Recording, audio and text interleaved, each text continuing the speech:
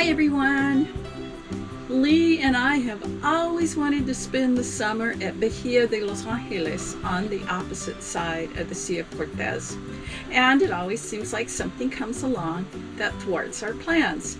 The first year was a battery problem, and that's when we replaced the batteries with a lithium-ion battery. The second year, we tore out the leech on our mainsail and got a new mainsail. The third and fourth year, we were north because of the epidemic.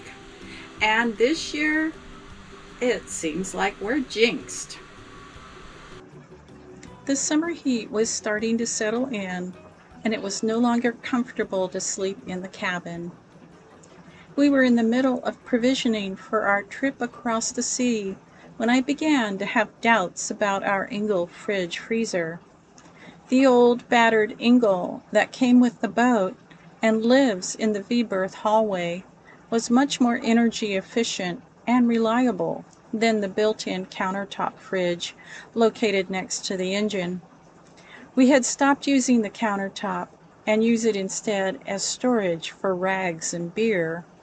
I dubbed it our beer cave, and it holds my stockpile of Cherry Coke Zero, which I cannot find in Mexico. To test, the Engel was turned to a lower than normal setting, and first thing in the morning I took temperatures. The side plates, which normally have frost, were above freezing.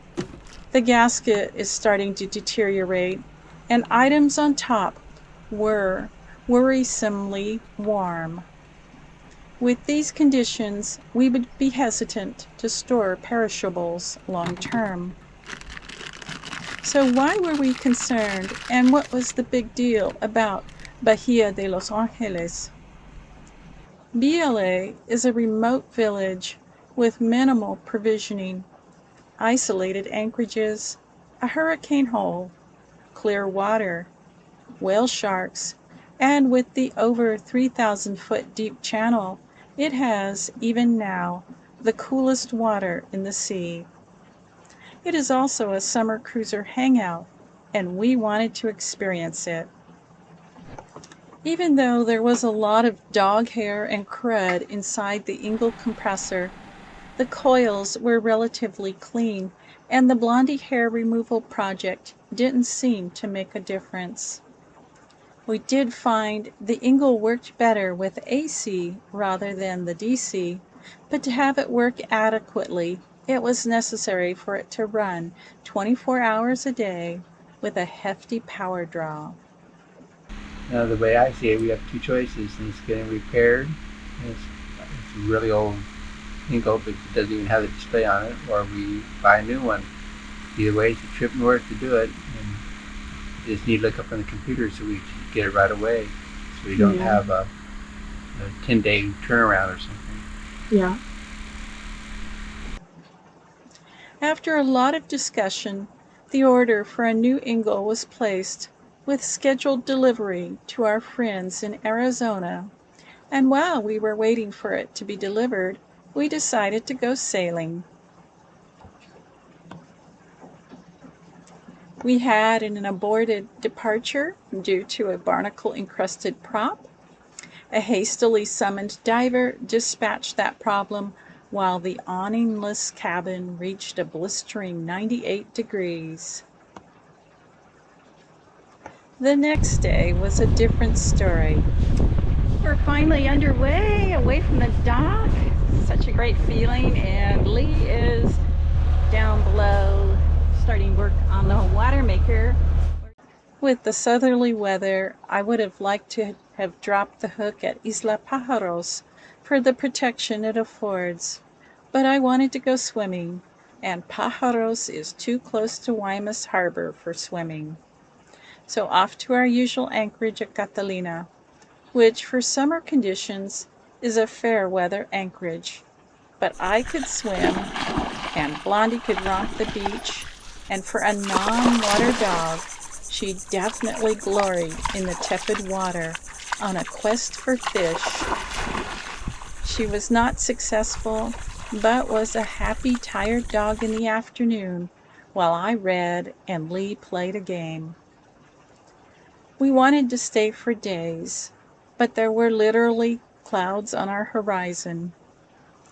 After observing developing thunderheads all afternoon, we started looking at satellite images and watching to see if the developing front would make it to Guaymas. Near sunset, we headed back, deflated at our short mini cruise and knowing a safe slip awaited us. The Chubasco hit an hour after our return. Not much rain, but lots of lightning and wind. If we had stayed at Catalina, it would have been a precarious evening. There was a silver lining, though. We had forgotten about testing our running lights, and when we returned in near darkness, we discovered the bow navigation lights did not work. This is original wire. The damp anchor locker conditions had caused the connections to corrode. The secondary anchor was unloaded, and Lee spent a warm, productive afternoon rewiring. The lights are now good to go. The Sea of Cortez also has other names. The Gulf of California, or the Vermilion Sea, or in Spanish, Mar Bermejo. As thunderstorm weather has set in, the spectacular sunrises and sunsets make it easy to understand the name Vermilion Sea. Here in Guaymas, Festival del Mar Bermejo, which is usually held around July 13th, commemorates the victory at Guaymas by Admiral José Yanez over the French pirates.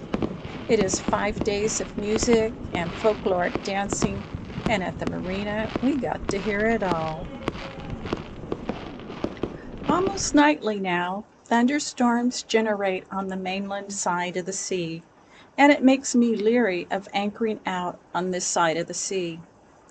Last night, we had the strongest chubasco yet, 45-mile-per-hour winds, with 2 unattended boats breaking dock lines and bashing the dock. In Bahia, San Carlos, we have been told winds reach 70 miles per hour and some boats dragged. We will eventually make a trip north, after double-checking our dock lines, to pick up our newly delivered fridge, but that is on hold right now, as our friends have come down with COVID. Lee and I just look at each other, shake our heads, and wonder if we are indeed jinxed. In the meantime, we continue with projects and make sure we enjoy life here in Guaymas. So, until next time.